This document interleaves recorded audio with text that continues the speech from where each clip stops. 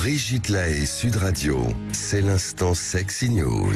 Eh bien, Sabine Procoris, nous retrouvons Philippe Hoffman qui nous parle des ados et aujourd'hui vous avez choisi de nous parler de la dépression à l'adolescence. Vous auriez pu nous choisir de parler de la pulsion de l'adolescent, hein. Ça aurait été plus dans le sujet du jour. Ouais, on pourra en parler une autre fois, alors, si vous voulez. Parce que j'en parle souvent des pulsions chez les adolescents. Oui, la dépression, ça va, on est tranquille. On peut l'emmener boire un verre chez nous. Voilà, mais bon, la dépression, il fallait qu'on en parle parce que j'ai fait beaucoup de chroniques et j'en avais pas parlé, donc bien sûr, Philippe. Ouais. C'est moins léger, mais c'est important quand même. Vous savez, surtout qu'on en a beaucoup parlé pendant la pandémie, qui a fait exploser les troubles psychiques et les tentatives de suicide chez les 12-19 ans. Et c'est vrai que cette sensation d'enfermement et d'empoisonnement par le virus, ça produit beaucoup de violence. Et on en a pas mal parlé et tout le monde s'est un peu inquiété. Maintenant, c'est un peu derrière nous, mais pour autant, la dépression chez l'adolescent, ça existe. C'est pas la même chose que chez l'adulte ou l'enfant ou même la personne âgée. Selon les âges, il y a des types de dépression. Je vais vous en parler sans faire trop de détails non plus, hein. Donc, vous savez, j'insiste tout le temps que pendant toute l'adolescence, il y a une nécessité de se construire, de dépasser ses peurs, ses angoisses, en les partageant avec les autres. En fait, quand il n'y a pas de relation réelle, on a l'impression que on est nul, que plus rien sera possible, et on auto-entretient un peu cette pensée négative. Et c'est vrai que les plus fragiles, ils ont craqué pendant la Covid, ils se sont retrouvés aux urgences. Il y a eu 40% d'augmentation des admissions dans les services d'urgence pour des tentatives de suicide. Hein. 40%, c'est énorme. Ah ouais, on en a chiffré entre 25 et 30 000 en 2021 et 350 morts de moins de 20 ans, hein. Ça fait quand même pas mal. Bon, c'est pas les 9 000 morts par suicide qu'on retrouve par an, mais quand même, c'est toujours 350 de trop et c'est épouvantable. Donc maintenant, on a l'impression que c'est un peu derrière nous, mais et puis c'est vrai que même si les adolescents sont un peu tristes, parfois un peu déprimés, comme on dit, c'est un mot qui est peut-être un peu galvaudé. Parce qu'il faut bien différencier la déprime de la maladie dépressive. Alors, la maladie dépressive, ça concerne environ 8 à 10% des jeunes, ce qui est beaucoup, hein.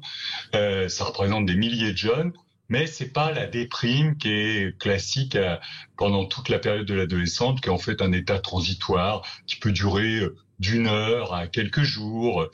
En fait, pendant cette période, l'ado, on pourrait penser qu'il traverse une dépression, il est morose, grincheux, il est à fleur de peau, mais ça dure pas. Il suffit d'un coup de fil pour une invitation et l'humeur sombre redevient joyeuse. Ça, c'est vraiment quelque chose de transitoire et c'est ce qu'on pourrait appeler la déprime adolescente. Passagère. Par contre, la dépression, c'est une maladie, on appelle ça épisode dépressif caractérisé. Ça s'inscrit dans la durée.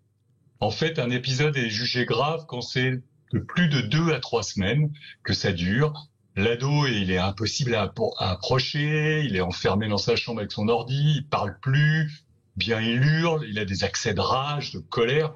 En fait, c'est ce qu'on appelle des troubles de l'humeur. Et puis, il rejette tout le monde, il répond même plus aux sollicitations de ses amis. Et ça, c'est grave, hein, parce que en général, quand il y a un coup de fil ou une attente de ses amis ou des activités préférées, il se bouge. Là, il bouge plus. En plus, il a souvent des douleurs physiques diffuses, il a pas faim, et puis il décroche scolairement. En fait, et puis parfois, certains se font vraiment mal, ils se scarifient ou d'autres choses.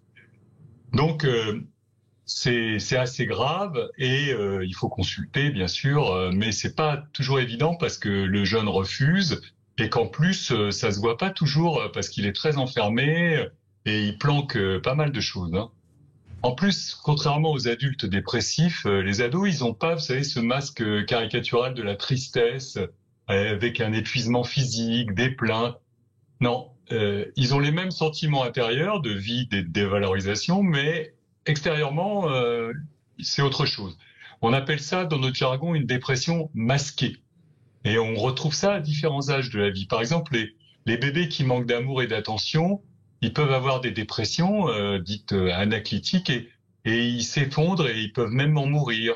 Les enfants qui ont subi des pertes de proches ou de traumatismes violents comme les maltraitances sexuelles dont vous parlez, ou les séparations accidentelles ou les séparations même conjugales, ils sont tristes, énervés, ils ont souvent retrait et ils ont des difficultés d'apprentissage scolaire et c'est une forme de dépression aussi. Pour les ados, ça peut être la suite de tout ça, mais ça peut aussi être tout simplement lié à des angoisses de transformation du corps, de l'esprit, et puis tout ce qui se passe dans leur environnement quand ils sont, par exemple, harcelés. On en parle souvent. Hein. On sait aussi que certains qui découvrent leur homosexualité peuvent aussi avoir des moments de dépressifs assez importants. Exactement. Ça, c'est toute la construction de l'identité sexuelle. Elle est compliquée à l'adolescence, hein, j'en avais déjà parlé, elle passe par plusieurs phases. Et à un moment donné, s'il y a vraiment une orientation qui se précise au fil des années vers une orientation homosexuelle, eh bien, ça trouble profondément l'adolescent qui fait partie uniquement des 4 ou 5% de personnes comme ça. Et donc, il a l'impression de ne plus faire partie du reste du groupe, du reste du monde même, et ça le déprime. Donc, en fait, il y a comme ils se plaignent souvent de douleurs diffuses, c'est une bonne. Ils veulent pas aller consulter un psy, hein, mais ils veulent bien aller consulter le médecin de famille pour les douleurs. Et puis celui-ci, le médecin là, il va regarder si c'est une dépression sévère, modérée. Il va repérer différentes causes, si c'est de la famille, des amis, le harcèlement ou d'autres choses. Et il va aussi repérer quelque chose d'un peu troublant. C'est des troubles psychiatriques débutants qui arrivent à la grande adolescence, et comme les troubles bipolaires ou la schizophrénie. Et ça aussi, ça peut troubler profondément les jeunes et donner des pensées même suicidaires. Donc après, il va l'aider, il va préparer une démarche de soins, et jamais il lui donnera de médicaments. Hein. Dans un premier temps, on donne pas de médicaments aux adolescents. Il y a des risques, hein, parfois suicidaires. Il faut d'abord penser à la psychothérapie, puis ensuite éventuellement à l'hospitalisation, et puis après on voit s'il faut un petit traitement. Mais il faut pas que ça dure longtemps, et c'est pas la même chose que pour les adultes qui malheureusement pour vivre parfois ont besoin d'un traitement. Et puis pour les parents, l'important c'est de tenir et de rester proche de leur jeune, de le rassurer sur ses capacités à rebondir, d'éviter de se culpabiliser en trouvant tous les arguments faciles qui expliqueraient toutes ces causes de la dépression de leur enfant. Ça, c'est beaucoup plus compliqué que ça n'y paraît. Et il faut laisser ça aux spécialistes. Et oui, toujours la difficulté d'être parent. Sabine Procoris, vous voulez ajouter quelque chose ? Non, pas rien de particulier. C'est vrai que c'est une période toujours délicate, hein, l'adolescence, parce que c'est une grande période de transformation, et les transformations, c'est toujours déstabilisant, et on a un rapport plus ou moins. Enfin, retrouver des points d'appui, c'est difficile, c'est un processus, et parfois on ne trouve pas les points d'appui en soi et à l'extérieur qui permettent de traverser cette phase. Voilà. Merci beaucoup Philippe Hoffmann, en tout cas merci. Je rappelle que vous êtes également l'auteur de L'impossible séparation entre les jeunes adultes et leurs parents. C'était aux éditions Albin Michel.